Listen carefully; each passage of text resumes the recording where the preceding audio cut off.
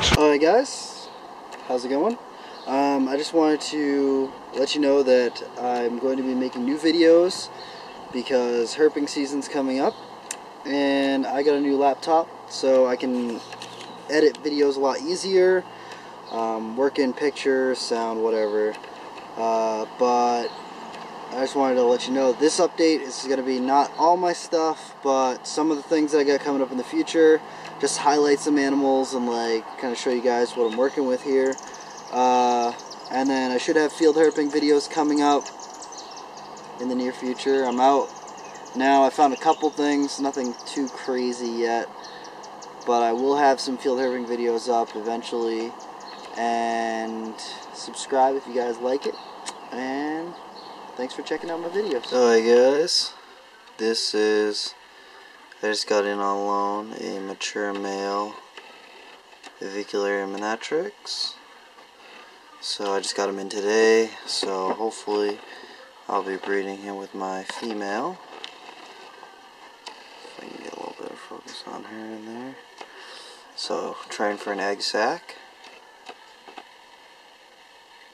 Because that's not really a species that a lot of people work with and breed, since they're so small. Like you can see, that's a mature male, and that's my hand. You can see it's not that big, maybe 3 inches, if that. Not really big tarantulas. So I'm gonna give that a try.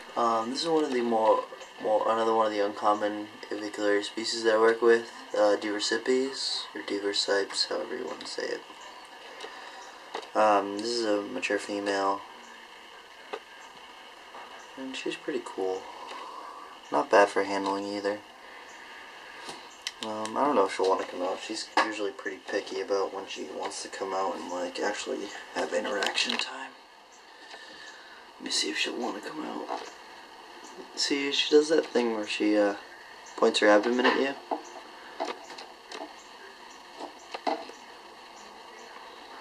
Well, people say that Diversipes or Diversipes are more aggressive than other avics, but I don't really find them more aggressive. I do see that they're a little bit less prone to wanting to be handled, but they will be handled. I've never had mine come towards me aggressively. Usually what they do is they'll point their abdomen at you. Kind of like this one's doing right now. Let's see if I can get her to come on. No, nothing. And she plants herself pretty firmly, so that it's harder to move her. Not really sure why. See how she's flexing her fangs though? It's a good note to something to notice. If you see a tarantula doing that, flexing their fangs, probably a good idea to leave them alone. And also, I forgot to mention, Diversipes are very fast. Very, very fast. They don't like to move, but when they decide to move, they're extremely quick.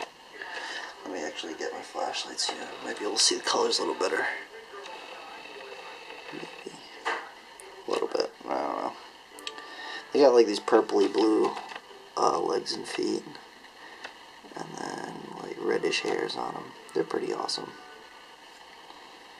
A lot of people say that the juveniles have a lot more of the better coloring, but I like the adult colors as well.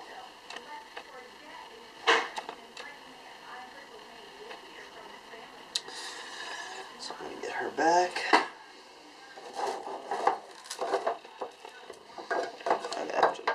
This is a female, a mature female avicularia versicolor, which I picked up not too long ago. Don't really have plans on breeding her. I just like her. She's very colorful and big and handleable, so she's cool. So my P. metallica is getting pretty big, as you can see. I actually got it in the bathtub because if I'm working with my tarantulas, that is where I do it, so that there's not really a chance that they'll get away. You can see those adult colors are coming in really nice.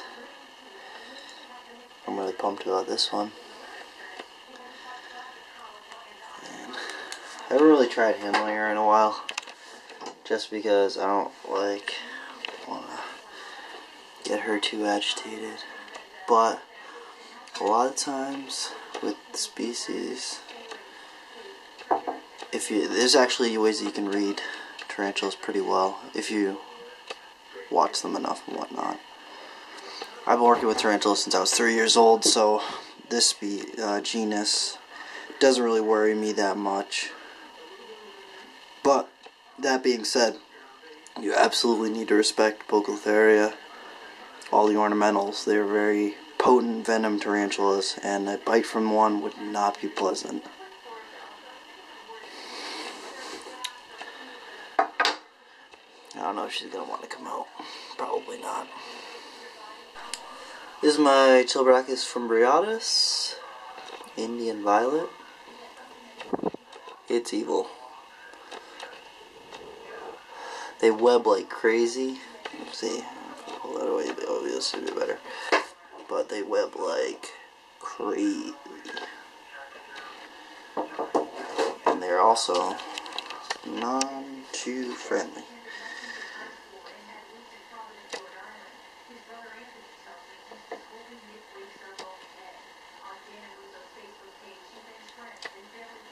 See her fangs going there.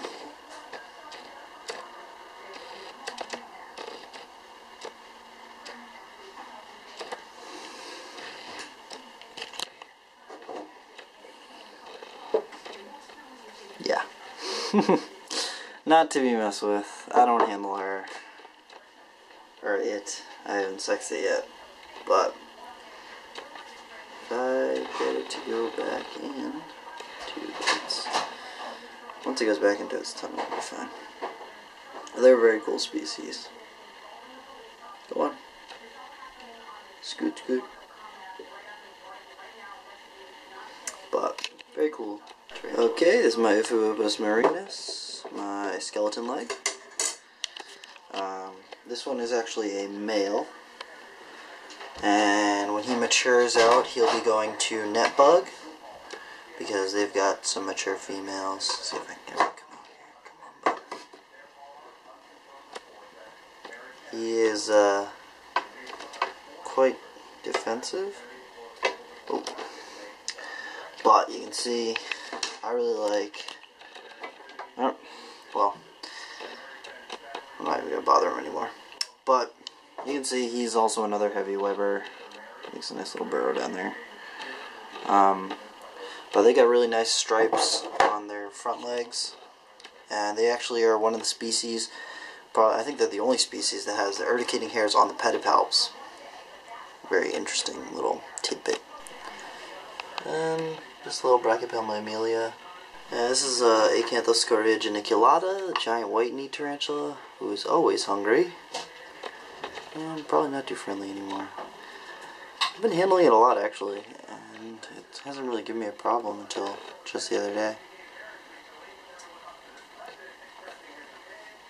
It's probably just hungry. This thing's always hungry. Always, always hungry. But that's a giant white-kneed tarantula. Male Brazilian black, who's not quite mature yet, but he just molted out. I got pictures I'll probably throw in there of him molting. And this is that mystery tarantula, which I'm not sure what it is still. I think it might be a Chilbrachys species. It molted a couple days ago. So, it's pretty neat. Still not sure what it is though. It's fast as hell and it loves to web. And that is my big P. regalis girl. She's probably going to go into hiding now. But, she's close to 9 years old now. Gotta be close to 9. I've had her forever. I raised her from the size of a quarter. Love ornamentals. Every day I'm hustling, hustling, hustling, hustling. And this is my Solomon Ellen ground boa female. Candoia carinata. I used to keep Candoia when I first got into snakes. They were actually the second snakes I ever got. And then I had my female for about 8 years. 7 years? 7 or 8 years? Somewhere around there. And the male died when I had him for about 6 years. And I tried to get a replacement male, but that male never went to rodents. So he died, and then shortly after my female died. But I decided to get back into Candoia. I just really love them. They stay kind of small. If you look, they got keeled scales, so that's pretty awesome. I think it's pretty cool. This one is eating mice, and they do get about 4 feet long. 4 feet is pretty average, although they do stay on the smaller side. They're kind of like a slender. But this one eats mice, so I'm very pumped about that. And she's actually in her darker colors right now. Usually she's a lot lighter than this. But if you actually look under their belly, they've got these really light scales. And they have yellow, or like orangey kind of color underneath them. I can't really get underneath their tail, but you'd see that too underneath their tail.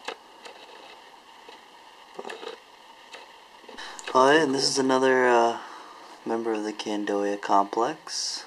This is a Candoia aspera, a viper boa. And I always like these guys. I can never find ones that were eating on rodents that also had nice patterning. So when I found this one, I kind of had to jump on it. You can see that she's got nice, good patterning on her. She's pretty cool. Waiting for her to grow up a little bit. These stay around 1.5 feet, 2 feet long. Generally don't get that much bigger. They are actually, all the Candoia species like it a little bit cooler than most snakes. Most snakes dig in the 80 to 85 to 90 range, where Candoia like it in the low 70s. I've found and do a lot better on low 70s, and also they have a very slow metabolism.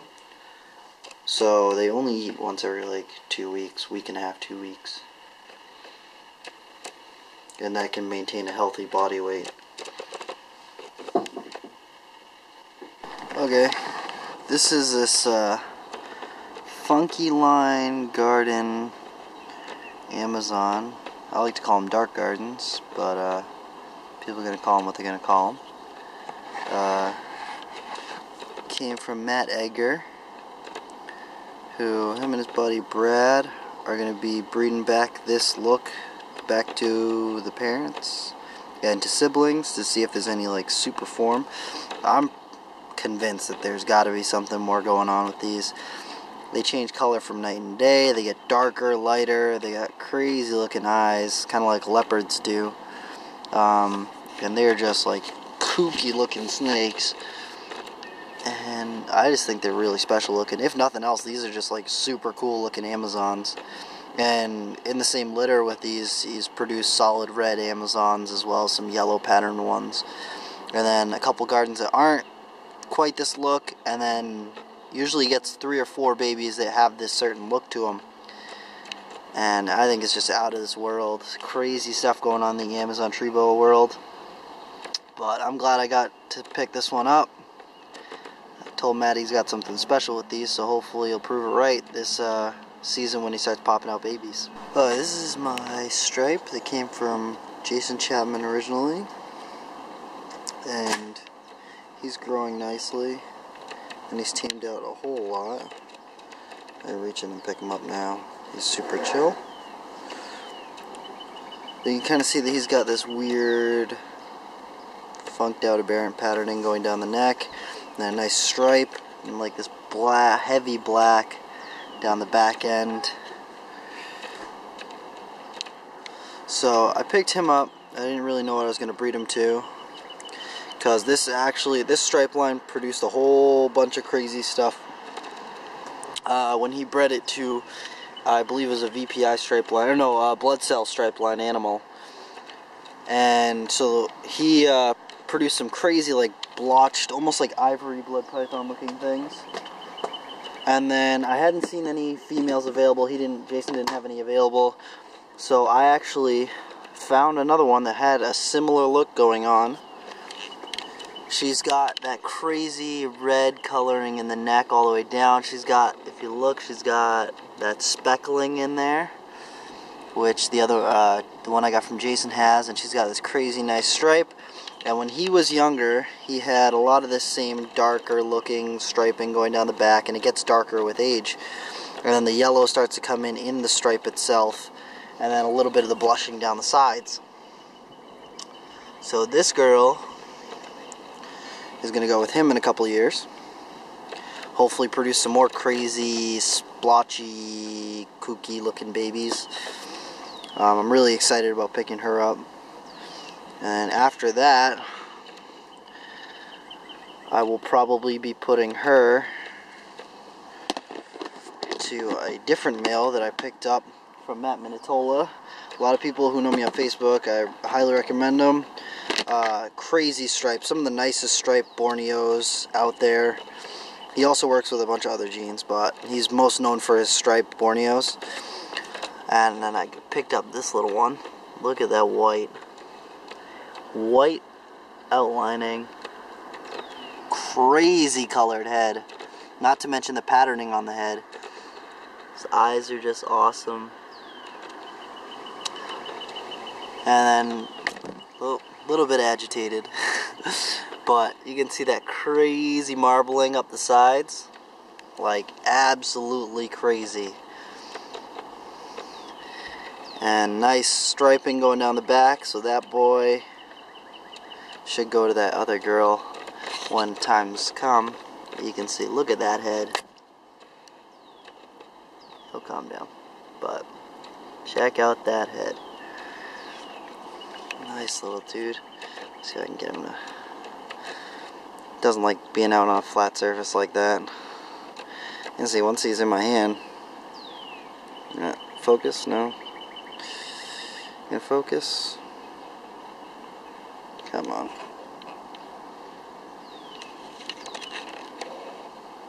There we go. You can see, once he's on my hand, he's a lot better. He'll still flail, don't get me wrong, he'll still flail. He hasn't bitten me yet, but, like, just look at him. He doesn't like the camera, I can feel him tensing up right now. But, you can see, look at that snake. Just crazy, crazy, crazy. So those are some future plans as far as the Borneos go. This year, I don't know if I'm going to have any eggs. Maybe, maybe not. We'll see. But that's looking towards the future.